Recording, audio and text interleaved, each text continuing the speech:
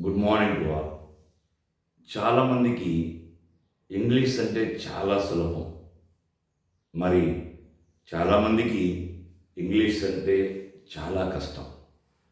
మరి ఇంగ్లీష్ ఎలా నేర్చుకోవాలి, ఇంగ్లీష్లో ఎలా మాట్లాడాలి, మరి ఇంగ్లీష్లోనికి ఎలా ప్రవేశించాలి?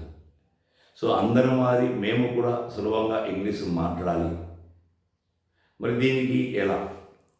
మామూలుగా ఏదైనా ఒక లాంగ్వేజ్ నేర్చుకోవాలి అంటే, ఒక భాషను నేర్చుకోవాలంటే దానికి ప్రధానంగా రెండు మార్గాలు ఉంటాయి. ఒకటి డైరెక్ట్ మెథడ్, రెండవది స్ట్రక్చరల్ మెథడ్. ముఖ్యంగా మనకు ఇంగ్లీష్ నేర్చుకోవడానికి మన ముందర ఉన్న రెండు మార్గాలు, ఒకటి డైరెక్ట్ మెథడ్, రెండవది స్ట్రక్చరల్ మెథడ్. డైరెక్ట్ మెథడ్ అంటే ఎలా అంటే మన తెలుగు, మనం తెలుగు ఎలా నేర్చుకున్నాం? మనం అమ్మ నుంచి లేదా నాన్న నుంచి, మన తమ్ముడు చెల్లెల నుంచి, మన చుట్టుపక్కల వాళ్ళ నుంచి, లేదా మన సమాజం నుంచి మనం నేర్చుకున్నాం. మరి అదేవిధంగా మనం నేర్చుకోగలిగే దాన్ని ఏమంటారంటే డైరెక్ట్ మెథడ్ అంటాం. మరి మనకు ఇంగ్లీష్ ఆ విధంగా నేర్చుకోవడానికి అవకాశం లేదు కాబట్టి మనకున్న the only way structural method. అంటే ఈ స్ట్రక్చర్స్ నేర్చుకొని వాటి ద్వారా ఇంగ్లీష్లో మాట్లాడడం, ఇంగ్లీష్ లాంగ్వేజ్ నేర్చుకోవడం. ఓకే, ఏది ఏమైనా మనం ఇంగ్లీష్ ప్రపంచంలోనికి ఎలా వెళ్ళాలి, ఇంగ్లీషుని ఏ విధంగా మనం మొదలు పెట్టాలి, this is very very important. మనం ఇంగ్లీష్ నేర్చుకోవాలి అంటే దానికంటూ ఒక మార్గం ఉంది. ఆ మార్గంలో వెళితే మనం చాలా సులభంగా నేర్చుకోవచ్చు. ఓకే, మరి ఇంగ్లీష్ ప్రపంచంలోనికి ఎలా అడుగు పెట్టాలి? ఓకేనా, మరి ఇంగ్లీష్ ప్రపంచంలోనికి మనము అడుగు పెడితే బాగా గుర్తుపెట్టుకోవాలి, మనం మన ప్రపంచం నుండి ఇంగ్లీష్ ప్రపంచంలోనికి అడుగు పెడితే అక్కడ మనకు 8 పదాలు కనిపిస్తాయి. ఓకే, మన ప్రపంచం నుండి ఇంగ్లీష్ ప్రపంచంలోనికి అడుగు పెడితే అక్కడ మనకు 8 పదాలు కనిపిస్తాయి. వాటిని మనము పార్ట్స్ ఆఫ్ స్పీచ్ అని అంటాం. ఏమంటాం? పార్ట్స్ ఆఫ్ స్పీచ్ అని అంటాం. ఓకే, అవి 1 noun, 2 pronoun, 3 verb, 4 adverb, 5 adjective, 6 preposition, 7 conjunction, 8 interjection. Okay, బాగా గుర్తుపెట్టుకోండి. సో ఇంగ్లీష్ ప్రపంచంలోనికి అడుగు పెడితే మనకు 8 పదాలు కనిపిస్తాయి. ఓకే, వాటిని మనం ఏమంటున్నాం? పార్ట్స్ ఆఫ్ స్పీచ్ అంటున్నాం. అవి 1 noun, pronoun, verb, adverb, adjective, preposition, conjunction, interjection. ఈ 8 పదాలు. ఈ 8 పదాలను మనం నేర్చుకున్నట్లయితే ఆటోమేటిక్గా మనకు ఇంగ్లీష్ పైన పట్టు కలుగుతుంది. ఓకే, మరి ఈ 8 పదాలలో ముందు మనం ఏ పదాన్ని నేర్చుకోవాలి? That is very important. నిదానంగా నేర్చుకుందాం. ఓకే, సో ఇంగ్లీష్ పైన పట్టు సాధించాలంటే ముందు మనకు ఓపిక ఉండాలి, సహనం ఉండాలి. సో ముందు మనం వర్బుల గురించి మనం తెలుసుకుందాం. ఫస్ట్ మనం ఏం తెలుసుకోవాలి? వర్బుల గురించి తెలుసుకోవాలి. మరి వర్బ్ అంటే ఏంటి? That is very very very important. బాగా పెట్టుకోవాలి. మామూలుగా వర్బ్ అంటే ఏంటి? మామూలుగా వర్బ్నే మనం తెలుగులో వర్బ్నే మనం తెలుగులో క్రియ అని అంటాం కదా, క్రియ అని అంటాం. క్రియ అంటే అర్థం ఏంటి? పని అని అర్థం. సో పనినే మనం ఏమంటాం? యాక్షన్ అని అంటాం. ఏమంటాం? యాక్షన్. సో యాక్షన్ వర్డ్నే మనం ఏమంటాం? వర్బ్గా మనం చెప్పుకుంటాం. మరి ఈ వర్బు ఎవరు చేసే యాక్షన్ తెలుపుతుంది? ఓకే, సబ్జెక్టు చేసే యాక్షన్. మామూలుగా ఇంగ్లీష్లో నౌను లేదా ప్రనౌను మనము నౌను లేదా ప్రనౌన్ ఈ రెండింటినీ కలిపి ఇంగ్లీష్లో నౌను ప్రనౌన్ ఈ రెండింటినీ కలిపి మనము సబ్జెక్ట్ అని అంటాం. మరి ఈ సబ్జెక్ట్ చేసే యాక్షన్ అనగా నౌను లేదా ప్రనౌను చేసే యాక్షన్నే మనం ఏమంటామంటే వర్బ్ అని అంటాం. ఓకే, వీటి గురించి మనం మరింతగా తెలుసుకుందాం. ఓకే, యాక్షన్ వర్డ్నే మనం ఏమంటాం? వర్బ్ అని అంటాం. ఇది సబ్జెక్ట్ చేసే యాక్షన్. ఓకే, లేదా నౌను ప్రనౌను చేసే యాక్షన్ తెలిపే పదాన్ని మనము వర్బ్ అని అంటాం. Okay, what ever it is. మరి ఈ వర్బుల గురించి తెలుసుకోవాలంటే వర్బ్స్ ప్రధానంగా 2 రకాలు, క్రియలు ప్రధానంగా 2 రకాలు. Okay, number 1 main verbs. Number 2 helping verbs. బాగా వినాలి. Verbs are mainly divided into 2 types. Okay, number 1 main verbs, number 2 helping verbs. You know very well, main వర్బ్నే మనము ప్రిన్సిపల్ వర్బ్స్ అని లేదా ఆర్డినరీ వర్బ్స్ అని. ఓకే, మైండ్ వర్బ్నే మనము as principal verbs అని లేదా ఆర్డినరీ వర్బ్స్ అని లేదా లెక్సికల్ వర్బ్స్ అని కూడా. ఓకే, బాగా పెట్టుకోవాలి. మైండ్ వర్బ్ని మనం ఏమంటాం? ప్రిన్సిపల్ వర్బ్ అని లేదా ఆర్డినరీ వర్బ్ అని లేదా లెక్సికల్ వర్బ్స్ అని కూడా అంటాం. ఓకే, అదేవిధంగా హెల్పింగ్ వర్బ్స్నే మనము యాక్సిలరీ వర్బ్స్ అని లేదా అనామలస్ వర్బ్స్ అని లేదా స్పెషల్ వర్బ్స్ అని కూడా అంటాం. Okay, verbs are 2 types. One is mind verbs, number 2 helping verbs. So main వర్బ్స్ని ఏమంటాం? ప్రిన్సిపల్ వర్బ్స్, ఆర్డినరీ వర్బ్స్ అని అంటాం. అదేవిధంగా హెల్పింగ్ వర్బ్స్ని ఎక్కువగా పిలిచే పేరు ఏం పేరు చెప్పండి? Auxiliary verbs. మరి ఇంగ్లీష్ ప్రపంచంలోనికి అడుగు పెట్టే మనం మొట్టమొదటిసారిగా నేర్చుకోవాల్సినవి హెల్పింగ్ వర్బ్స్ లేదా యాక్సిలరీ వర్బ్స్. బాగా పెట్టుకోవాలి.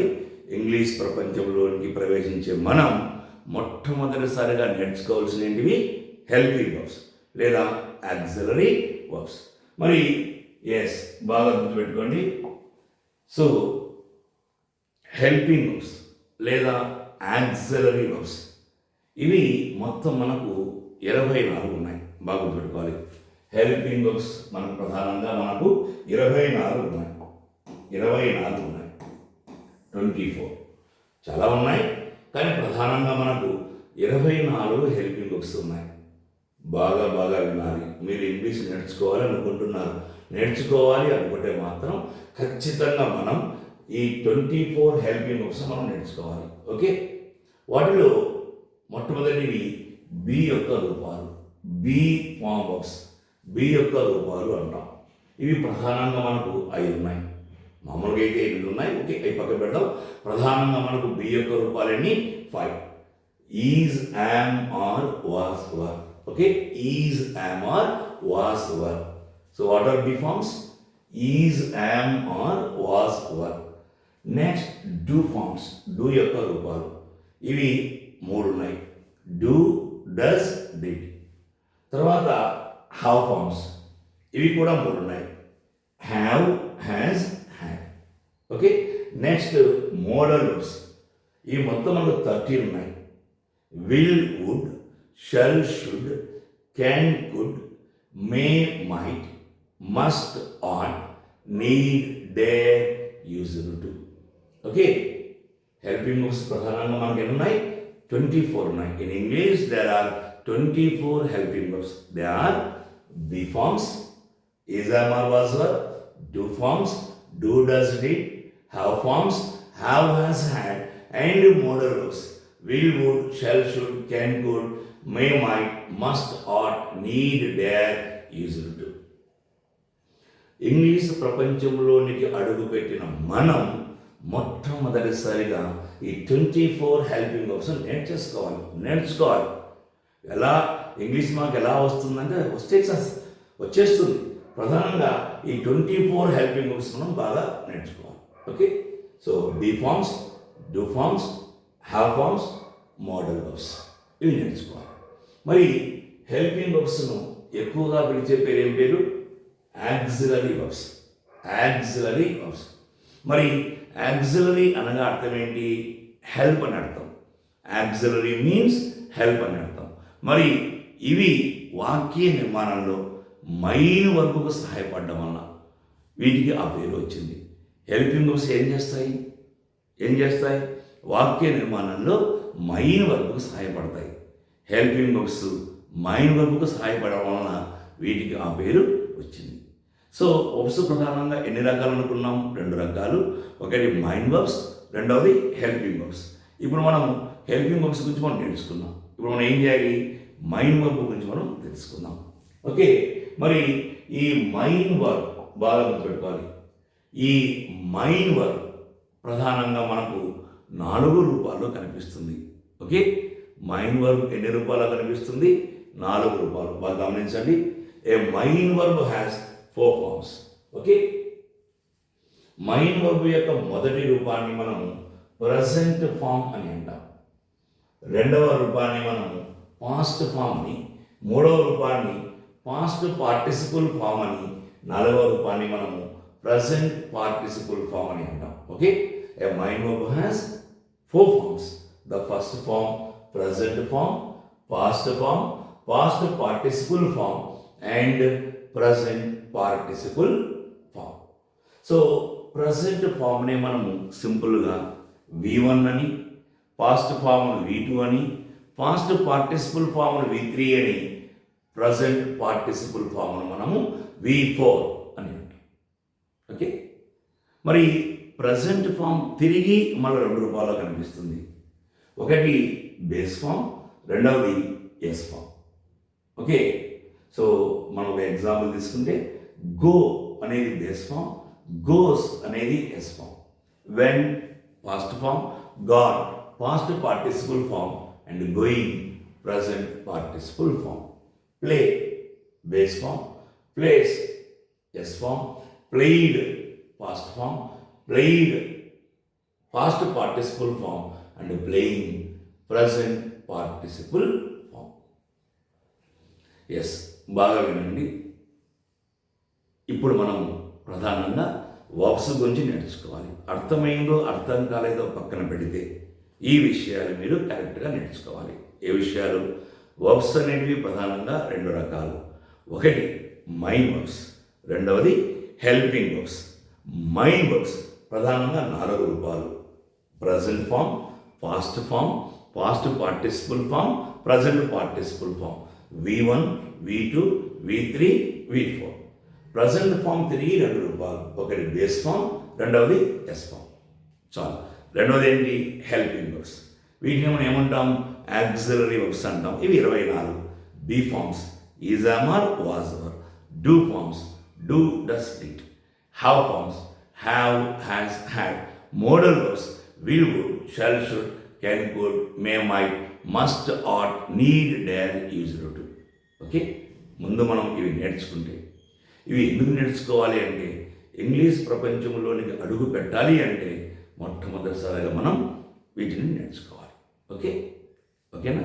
So thank you very much.